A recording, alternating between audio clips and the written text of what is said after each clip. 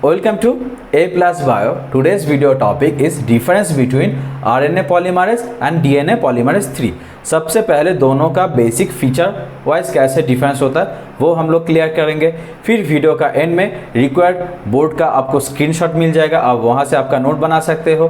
Plus में required जो भी इंफॉर्मेशन रिगार्डिंग दिस फील्ड से आपको रिक्वायर्ड होगा विथ पिक्चर मैं आपको प्रोवाइड कर दूंगा। आप वहां से भी आपका नोट बना के आपका कॉन्सेप्ट और भी क्रिस्टल क्लियर बना सकते हो। On the basis of their basic feature how they are divided, कौन कौन डिवाइडेड हो रहा है, RNA polymerase and DNA polymerase 3, right? So write it down. These are the following basic feature on the basis of which how they are differentiated on the basis of their molecular weight, subunit number, exonuclease activity, preferred template stand, plus RNA requirement or not, like primer in case।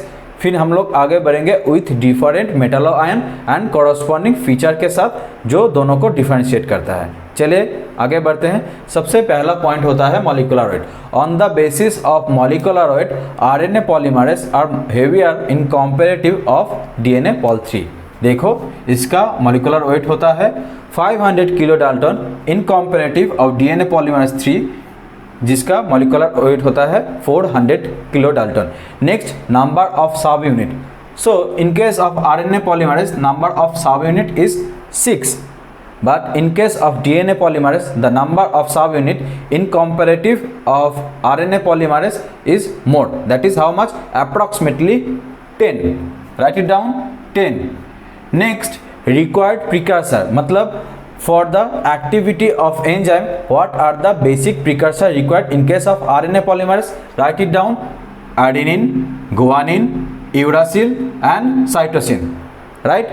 But in case of DNA polymerase 3 the precursor required are, write it down, सबसे पहला term आपको mention करना है deoxy. क्या बताया मैंने, देखो already मैंने मेंशन कर दिया हूँ डीऑक्सी, ठीक है। Deoxy, adenine, guanine, thymine, cytosine, clear. फिर हम लोग आगे बढ़ते हैं विद द पॉलीमरेज एक्टिविटी किस डायरेक्शन पे होता है। Both the case are polymerase activity in the direction of 5 prime phosphate to 3 prime OH, clear. So दोनों का सेम है, यहाँ पे कोई डिफरेंस नहीं है। फिर हम लोग आगे बढ़ेंगे with the exonuclease activity. So it is more important in comparative of replication direction और ट्रांसक्रिप्शन डायरेक्शन। क्यों? प्रूफ रीडिंग और exonuclease activity differentiate between RNA polymerase and DNA polymerase 3। in case of RNA polymerase there is no proofreading or exonuclease activity, clear? So write it down, none। but in case of DNA polymerase there is an exonuclease activity in the direction of 3 prime to 5 prime, write it down। ये बहुत important है, ज़्यादातर question यहीं से पूछता है। In case of DNA polymerase और RNA polymerase plus Taq polymerase का प्रूफ रीडिंग होता है क्या नहीं, this is highly important terms और question in prospective of viva.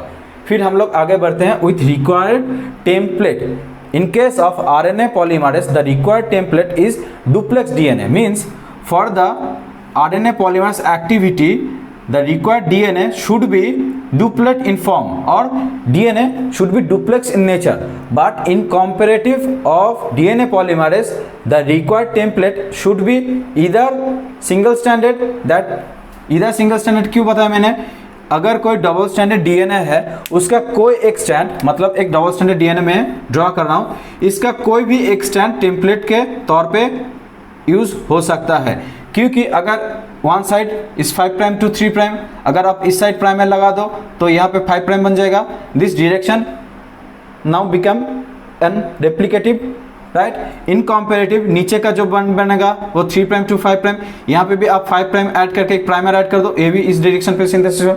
सो ऊपर का जो स्टैंड है वो इस डायरेक्शन पे सिंथेसिस हो सकता है, नीचे का स्टैंड है वो दिस डायरेक्शन पे सिंथेसिस हो सकता है, write it down. So here both the strand could act as an template. So here I mention single stranded DNA, right. ये कॉन्सेप्ट क्लियर हो गया। नेक्स्ट हम लोग आगे बढ़ते हैं with the requirement of metal ion. आपको जब मेटल आयन पूछा जाएगा that the metal ion should divalent cation. What are they? They are Zn2+ and Mg2+। both the case RNA polymerase and DNA polymerase required same requirement, clear। फिर हम लोग आगे बढ़ते हैं with the requirement of primer. In case of RNA polymerase there are no requirement of primer. Write it down, ये भी बहुत important terms है। कोई प्राइमर रिक्वायर्ड नहीं होता है in case of RNA polymerase, but in case of DNA polymerase और DNA pol 3 required primer are both RNA as well as DNA. ठीक है, देखो मैंने ऑलरेडी मेंशन कर दिया आरएनए और डीएनए प्राइमर। प्लस मैं वीडियो का एंड में जो प्रॉमिस किया था वो प्रोवाइड कर रहा हूँ। आप यहाँ से आपका नोट प्लस आपका कॉन्सेप्ट और भी क्रिस्टल क्लियर बना सकते हो। Okay, bye bye.